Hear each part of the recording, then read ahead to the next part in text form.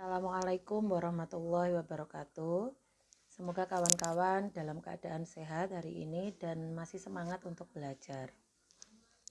Baiklah, untuk tema kita hari ini, Ibu akan menjelaskan tentang pengertian, ruang lingkup, dan kegunaan atau manfaat dari filsafat pendidikan.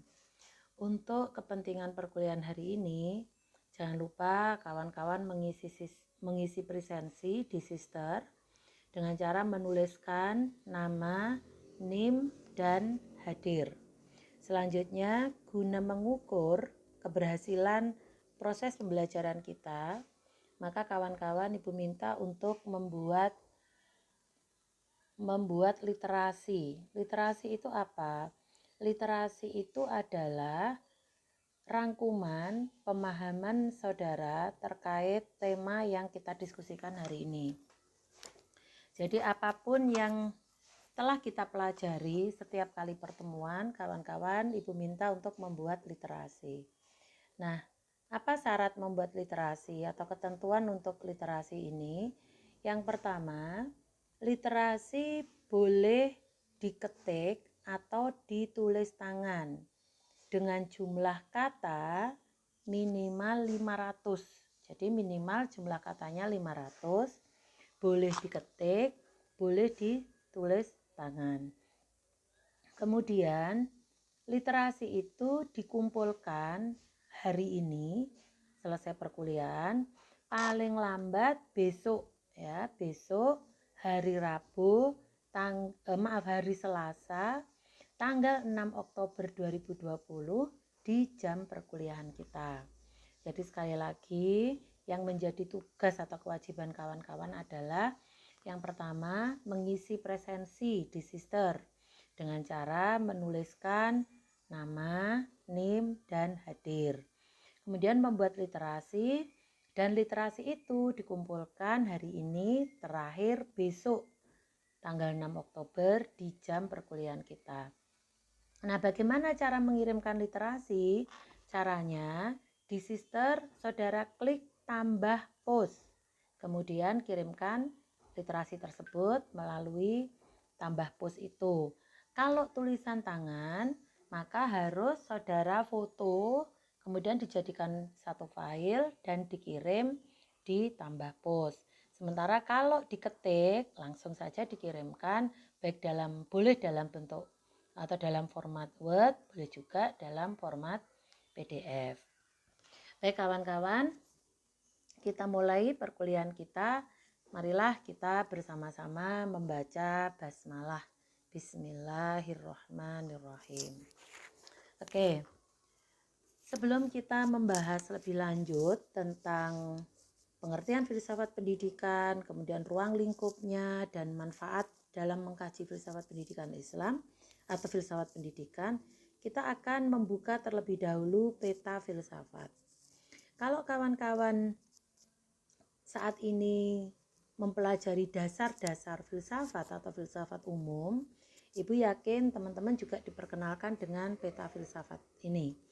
Peta filsafat itu kita gambarkan seperti irisan telur ya kawan-kawan. Kalau di dalam irisan telur itu ada cangkang telur, kemudian ada putih telur, ada kuning telur, dan di dalam kuning telur itu ada titik kecil yang saya yakin teman-teman fisika pasti paham, yang kita menyebutnya itu dengan lentisel. Nah, begitupun dengan filsafat ya. Jadi filsafat itu ada lingkaran yang paling dalam, itu kita menyebutnya sebagai inti dari filsafat. Di dalamnya ada epistemologi, ada metafisika, ada aksiologi, dan ada logika. Apa yang dimaksud dengan epistemologi? Epistemologi itu cabang filsafat atau inti filsafat yang membahas tentang epistem. Epistem itu adalah pengetahuan. Itu. Jadi segala sesuatu yang berkaitan dengan pengetahuan itu menjadi bidang kajian dari epistemologi. Kemudian yang kedua adalah metafisika. Metafisika sering juga disebut dengan ontologi. Metafisika itu cabang filsafat yang membahas tentang being, tentang sesuatu gitu. Sedangkan aksiologi itu cabang filsafat yang membahas tentang value atau nilai. Nah, yang keempat adalah logika. Logika itu cabang filsafat atau inti filsafat yang berkenaan tentang metode berpikir. Maka kalau kawan-kawan memahami pengertian filsafat, filsafat itu sebagai sebuah metode berpikir.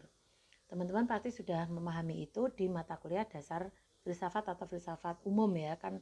Filsafat itu dari kata philo dan sophia. Philo artinya cinta, sophia artinya kebijaksanaan. Jadi filosofia adalah cinta kepada kebijaksanaan, gitu ya kawan-kawan. Oke, ini nanti silakan Anda kolaborasikan dengan filsafat umum ya yang juga menjadi materi perkuliahan kita di semester ini. Baik. Nah, dari inti filsafat itu, ya, filsafat kita sering menyebutnya dengan the mother of science atau induk dari ilmu pengetahuan. Dari filsafat itu, dari epistemologi, metafisika, aksiologi, dan logika itu menghasilkan kajian tentang filsafat ilmu, filsafat moral, filsafat bahasa, dan filsafat pemikiran. Jadi kalau lingkaran luar itu yang berwarna biru itu, kalau di dalam irisan telur kita bayangkan seperti kuning telur gitu. Nah, di luar kuning telur itu menghasilkan, jadi kalau kita berbicara the mother of science, epistemologi, metafisika, aksiologi, dan logika itu menghasilkan anak. Nah gitu ya saudara sekalian, menghasilkan anak, anaknya adalah filsafat ilmu. Filsafat ilmu itu anak dari epistemologi. Kemudian filsafat bahasa itu anak dari logika. Kemudian filsafat moral itu anak dari aksiologi. Filsafat pemikiran atau jiwa itu anak dari metafisika. Jadi itu cara sederhananya, cara kita memahami secara sederhana seperti itu. Nah, dari lingkaran biru itu kajian berikutnya menghasilkan lingkaran yang merah tersebut. Jadi ada estetika, ada filsafat politik, ada filsafat sosial, ada filsafat hukum, ada filsafat sejarah, ada filsafat pendidikan, dan ada filsafat agama. Jadi itu adalah perkembangan selanjutnya dari filsafat yang ada di lingkaran biru gitu. Nah, filsafat pendidikan terletak di mana? Ternyata filsafat pendidikan itu ada di lingkaran paling luar. Kalau kita bayangkan sebagai irisan telur, maka filsafat pendidikan itu adalah putih telurnya. Jadi sesungguhnya sebelum kawan-kawan itu mempelajari filsafat pendidikan, itu harus ada langkah yang harus dilalui, yaitu filsafat umum dulu. Filsafat umum yang sekarang teman-teman pelajari ini, itu adalah lingkaran paling dalam. Ya, saya mendapat informasi dari kaprodi Anda bahwa di semester ini Anda sekaligus mengambil filsafat umum dan juga filsafat pendidikan. Kalau filsafat umum itu berkenaan dengan lingkaran yang berwarna putih, ya, maka filsafat pendidikan itu lingkaran yang berwarna merah gitu. Nah, ajaibnya saat ini saudara menempuh mata kuliah itu secara bersamaan gitu. Ada sisi positifnya ketika saudara agak kesulitan memahami filsafat pendidikan, Anda juga bisa sekaligus membuka literatur-literatur yang berkenaan dengan filsafat umum. Nah, literaturnya juga tidak jauh berbeda. Jadi filsafat umum itu nanti akan melengkapi kajian filsafat pendidikan. Begitupun juga filsafat pendidikan akan melengkapi kajian filsafat umum. Nah, yang penting teman-teman tahu, oh, posisi saya itu di sini gitu ya, di lingkaran paling luar itu filsafat pendidikan. Baik, itu peta filsafat yang saya yakin juga teman-teman pasti mempelajarinya juga pada saat membahas tentang filsafat umum. Oke, nah berikutnya kita masuk ke pengertian. Apa sih pengertian dari filsafat pendidikan? Gitu ya kawan-kawan. Saya sekedar merefresh atau mengingatkan kembali bahwa yang dinamakan filsafat ya, bidang pengertian filsafat itu Philo dan Sophia, dari kata Philo dan Sophia. Kita kalau memahami, mendefinisikan sesuatu itu ada pengertian secara bahasa dan ada pengertian secara istilah. Pengertian filsafat secara bahasa itu diambil dari kata Philo dan Sophia. Tadi sudah Ibu sampaikan. Philo artinya cinta, ya. Sophia artinya kebijaksanaan. Jadi sesungguhnya yang dinamakan filsafat itu adalah usaha sungguh-sungguh dalam rangka untuk mendapatkan sebuah kebenaran atau untuk mencapai sebuah kebenaran. Maka bagaimana cara mencapai kebenaran itu? Berpikir, ya, dengan cara berpikir yang mendalam, sistematis, radikal, dan universal. Itu kalau kita berbicara filsafat dalam konteks umum, secara umum. Nah, ketika kita kaitkan dalam konteks pendidikan, maka filsafat pendidikan itu sesungguhnya adalah cabang dari filsafat. Tadi Ibu gambarkan di peta filsafat itu di lingkaran yang berwarna merah, ya. Ibu tadi menyebutnya anak dari filsafat yang di lingkaran putih, ya. Sehingga yang dinamakan filsafat pendidikan itu adalah cabang dari ilmu filsafat yang ada objeknya, objek khususnya. Objek khususnya apa? Yaitu pendidikan, gitu. Nah, karena merupakan cabang dari filsafat, maka dalam kajiannya itu memiliki sifat karakteristik yang sama dengan filsafat pada umumnya. Apa sifat dan karakteristiknya? Ya tadi Ibu sebutkan. Jadi dalam berpikir itu harus memenuhi kaidah-kaidah berpikir filsafat, ya. Ada sistematis, ada mendalam, ada universal, ya, dan juga radikal. Nah, itu teman-teman pelajari di filsafat umum. Nah, oleh karena itu, filsafat pendidikan itu juga sesungguhnya adalah sebuah landasan filosofis.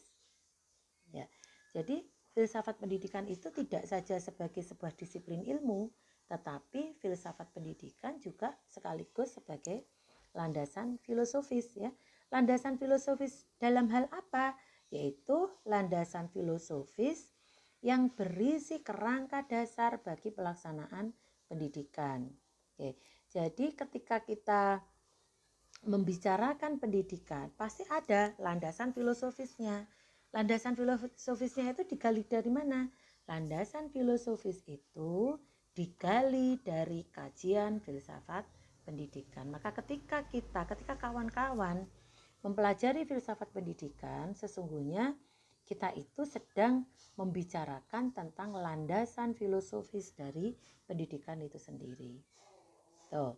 Oke. Nah, kalau begitu, apa sih definisi secara konkret dari filsafat pendidikan? Ini banyak tokoh yang membicarakan itu.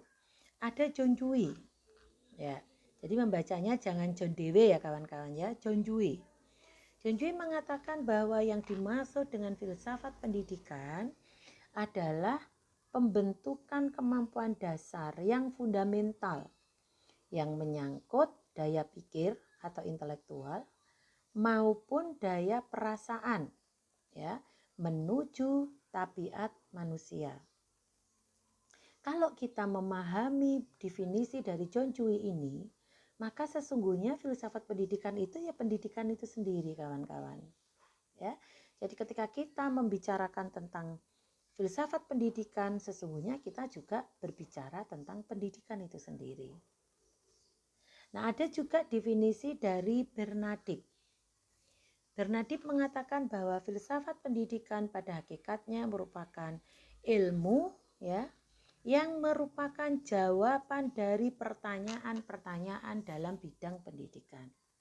Pasti ketika kita berkecimpung di dunia pendidikan, kawan-kawan ini kan berada di tadris IPA, maka nanti kelak kawan-kawan ini dipersiapkan untuk menjadi guru IPA, gitu. Tetapi guru IPA yang memiliki perspektif Islam. Sebab kawan-kawan berada di lingkup pendidikan Islam.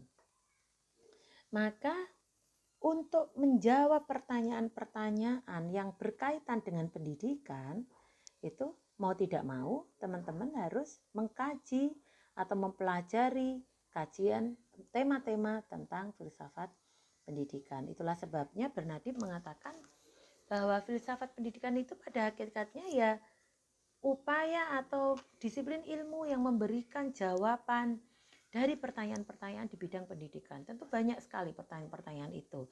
Dan itu nanti akan menjadi bidang kajian kita selama 1 semester ke depan. Kemudian ada tokoh lagi yaitu Umar At-Tomi Asy-Syaibani.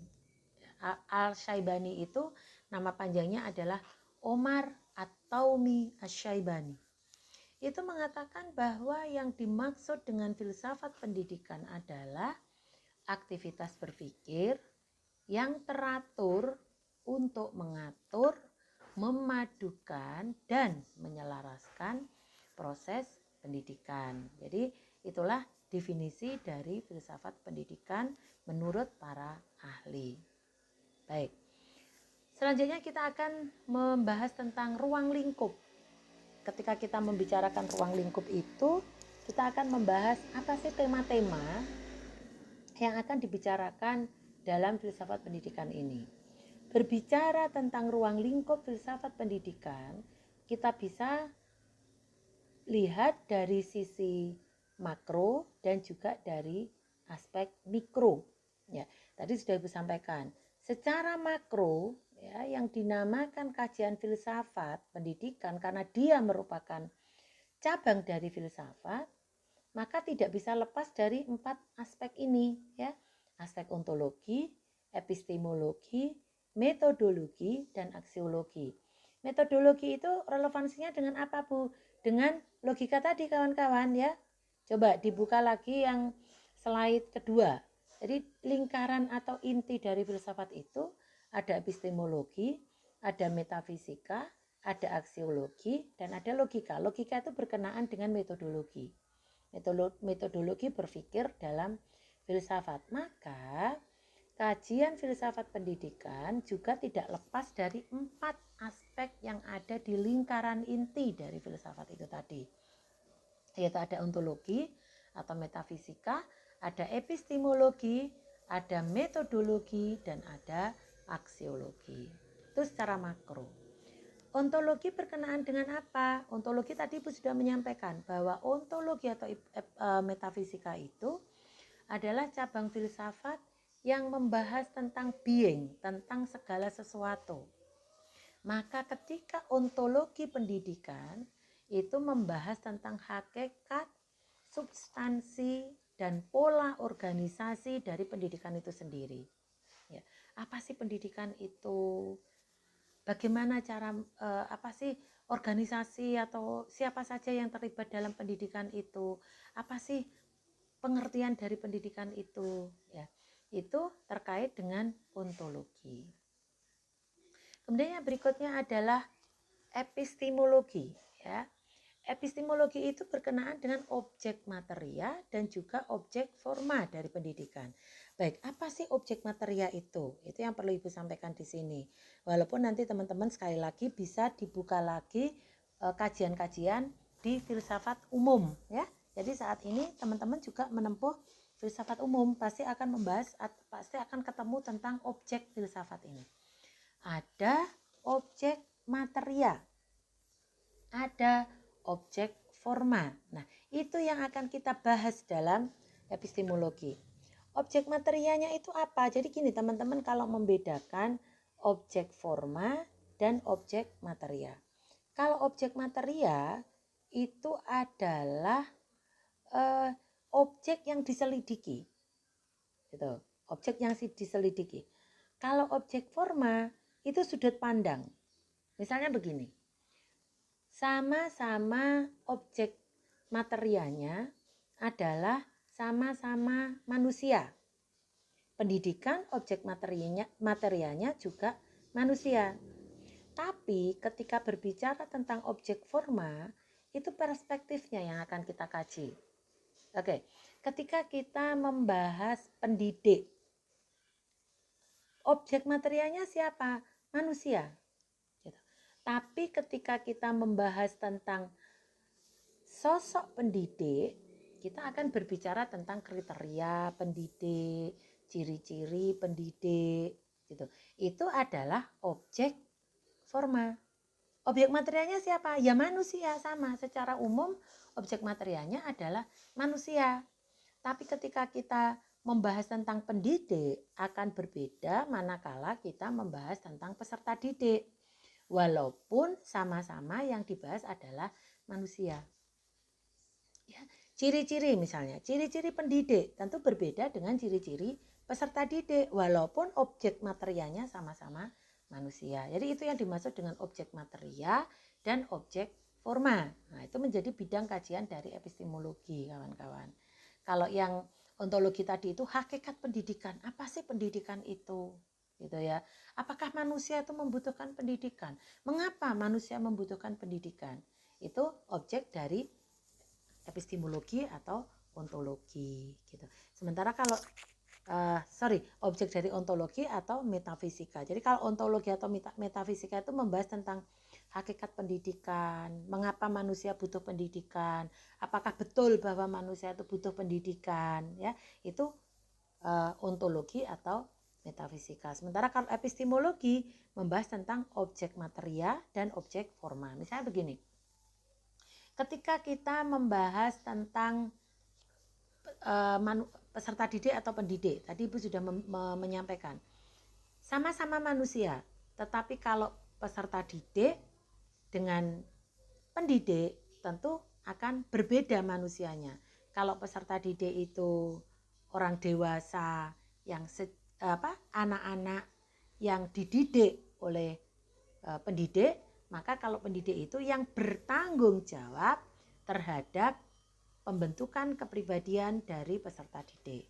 Nah, jadi itu mudah-mudahan teman-teman paham. Atau saya contohkan begini, objek materia itu sama-sama manusia. Objek materianya itu sama-sama manusia. Tetapi antara ilmu biologi dengan ilmu pendidikan, objek formanya berbeda. Kalau ilmu biologi, objek formanya itu adalah anatomi tubuh dari manusia itu. Tetapi kalau pendidikan, objek formanya itu adalah manusia sebagai subjek dan sekaligus sebagai objek didik. Jadi itu ya, itu disebut dengan objek forma dan objek materia dari pendidikan. Maka bidang kajian epistemologi itu berkenaan dengan itu. Dan itu nanti akan menghasilkan ilmu yang berbeda-beda gitu. Ketika kita membahas tentang objek forma pendidik, maka kita akan membahas tentang etika menjadi pendidik, lahirlah etika profesi, misalnya begitu. Kemudian syarat-syarat menjadi seorang pendidik, maka menghasilkan sertifikasi. Nah, bagaimana dengan peserta didik gitu kan? Ketika kita objek formanya itu adalah peserta didik, maka muncullah psikologi. Karena seorang pendidik harus memahami kejiwaan dari peserta didiknya gitu.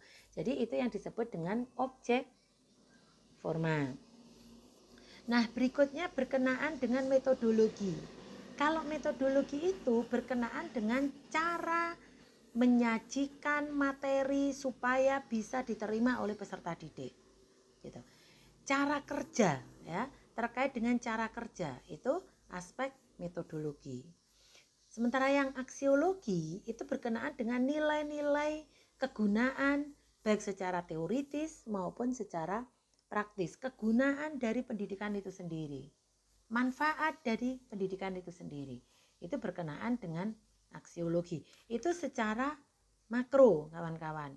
Nah, dari kajian secara makro inilah maka muncullah ruang lingkup pendidikan secara mikro. Ya, yang tadi sudah Ibu bahas. Ontologi. Secara mikronya nanti kita akan membahas hakikat pendidikan. Apa sih pendidikan itu? Gitu. Hakikat manusia. Mengapa manusia butuh pendidikan? Itu kajian secara ontologi.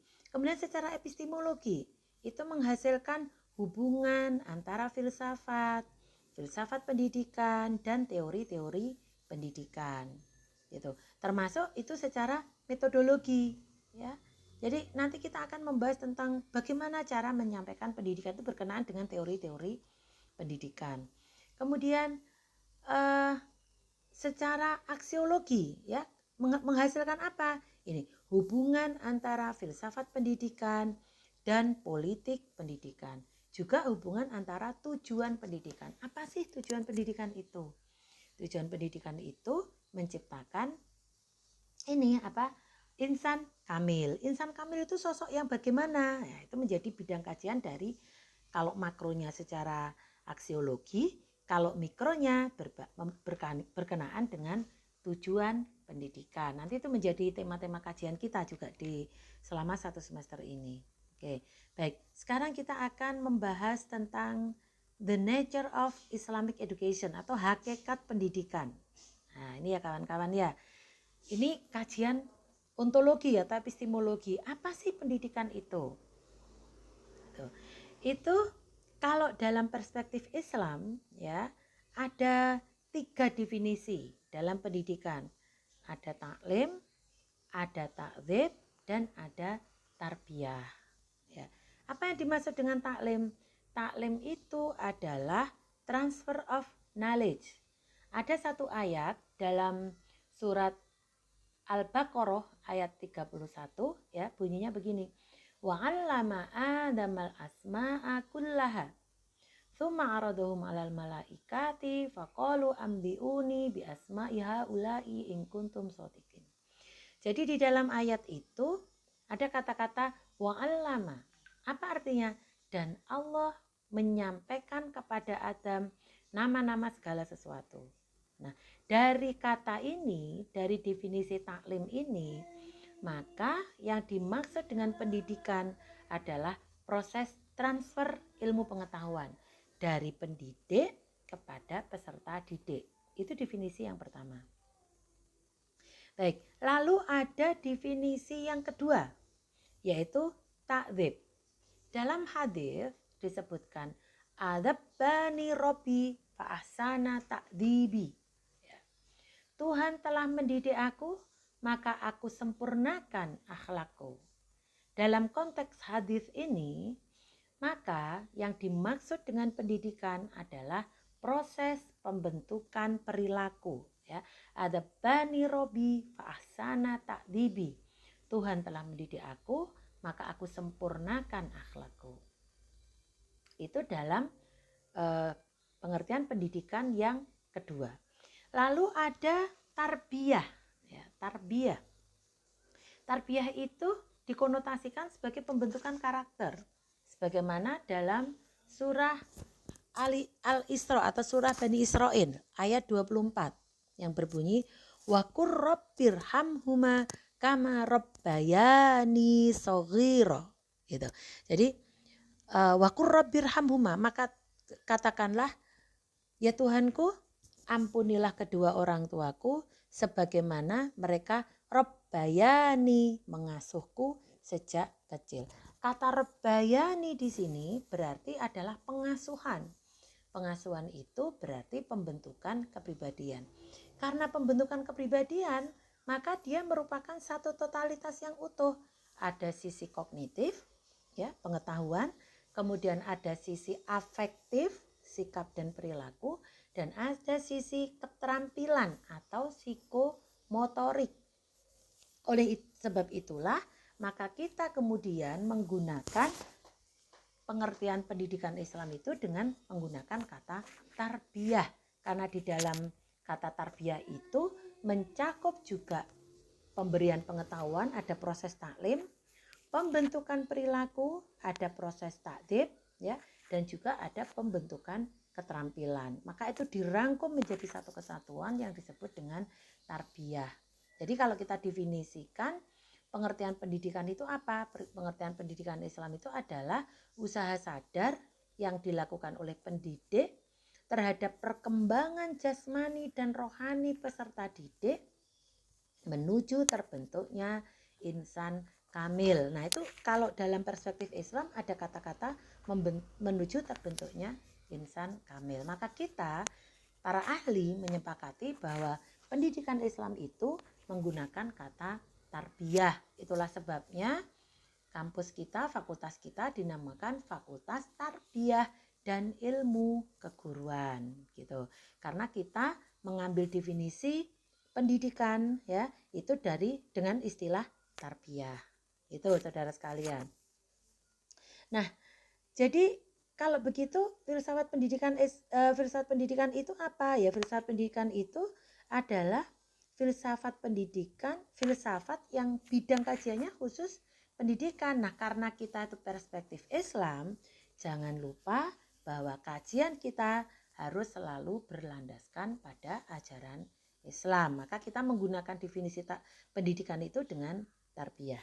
Baik, selanjutnya yang menjadi kajian dari filsafat pendidikan juga itu adalah dari sisi epistemologi, the nature of man. Objek materianya adalah manusia. Maka kita akan membahas tentang manusia gitu. Sebab pendidikan itu, subjek pendidikan adalah manusia, objek pendidikan adalah manusia. Maka kita perlu membahas the nature of man. Siapa sih manusia itu? Kalau dalam perspektif Islam di dalam Al-Quran, maka ada 4 sebutan bagi manusia. Jadi ada al-insan, ada an-nas, ada al-bashar, dan ada Bani Adam. Kalau al-insan itu adalah kata yang mengandung petunjuk bahwa manusia itu adalah makhluk yang memiliki kemampuan nalar. Yang ini membedakan dengan binatang. Sama-sama mamalia, manusia ini memiliki kemampuan berpikir sehingga manusia disebut sebagai Homo sapiens. Berbeda dengan binatang, gitu ya. Kemudian Anas. Anas ini berkenaan dengan manusia dalam sebagai makhluk sosial, ya. Kemudian al-bashar. Al-bashar ini manusia adalah memiliki sisi biologis, ya. Ada suka makan, minum, membutuhkan kebutuhan seks, gitu kan? Dan itu sama seperti makhluk hidup yang lain. Manusia juga disebut sebagai Bani Adam. Ini untuk menunjukkan bahwa manusia itu adalah keturunan Adam. Jadi ras dari Adam. Nah, oke. Itu the nature of man, sisi epistemologi dari filsafat pendidikan. Oke, nah lalu apa sih manfaatnya? Mengapa kita harus mempelajari filsafat pendidikan agama Islam? Ya, ini malah saya pertegas filsafat pendidikan agama Islam karena sekali lagi kajian filsafat kita itu harus perspektif Islam. Manfaatnya yang pertama adalah memberikan landasan dan sekaligus mengarahkan proses pelaksanaan pendidikan. Jadi jangan lupa bahwa pendidikan itu butuh landasan filosofis, dan landasan filosofis itu kita kaji dalam kajian filsafat pendidikan ini. Kemudian yang kedua adalah melakukan kritik dan koreksi terhadap pelaksanaan pendidikan. Dan yang ketiga, melakukan evaluasi terhadap metode dan proses pendidikan. Itu manfaatnya saudara sekalian. Jadi penting sekali bagi kita untuk mempelajari filsafat pendidikan ini. Kesimpulannya, ya, filsafat pendidikan dan pendidikan memiliki hubungan yang sangat erat dan tidak bisa terpisahkan, sebab filsafat pendidikan itu memberikan landasan bagi pelaksanaan pendidikan. Yang kedua, analisis filosofis dari filsafat pendidikan itu akan dapat mengubah cara pandang manusia dalam menyikapi permasalahan-permasalahan di bidang pendidikan. Tadi Ibu sudah menyampaikan ada objek materia, kemudian ada objek forma. Sama-sama membahas manusia gitu ya secara materia. Tetapi ketika kita mengkaji pendidik berbeda dengan ketika kita mengkaji peserta didik. Dan dalam kajian filsafat pendidikan ini kita memberikan berbagai macam cara pandang, ya, perspektif yang itu akan membantu kita dalam menyikapi segala permasalahan di bidang pendidikan. Kemudian yang ketiga, filsafat pendidikan bertugas merumuskan kaidah-kaidah, norma, ukuran tingkah laku, perbuatan yang harus dilaksanakan oleh manusia dalam hidup dan kehidupannya. Ini sisi aksiologi dari filsafat. Jadi saya ulangi lagi secara umum bahwa ada aspek ontologi, metafisika yang membahas tentang apa sih sesungguhnya pendidikan itu. Ada sisi epistemologi yang membahas tentang manusia sebagai objek materia dan juga sekaligus objek forma dari pendidikan. Ada sisi aksiologi yang membahas tentang bagaimana tingkah laku itu, perbuatan-perbuatan itu, ukuran-ukuran yang ideal dalam perbuatan manusia supaya dia bisa hidup yang semestinya di dalam alam ini. Nah, itu saudara sekalian, kajian tentang pengertian, ruang lingkup, dan manfaat dalam mempelajari filsafat pendidikan. Kalau ada pertanyaan-pertanyaan, silahkan bisa disampaikan di WA grup maupun bisa disampaikan di Sister. Nah, terima kasih untuk hari ini. Sekali lagi, kalau ada pertanyaan-pertanyaan bisa disampaikan di Sister ya, atau juga di WA grup. Ibu mohon maaf barangkali ada kekurangan. Saya akhiri. Wassalamualaikum warahmatullahi wabarakatuh.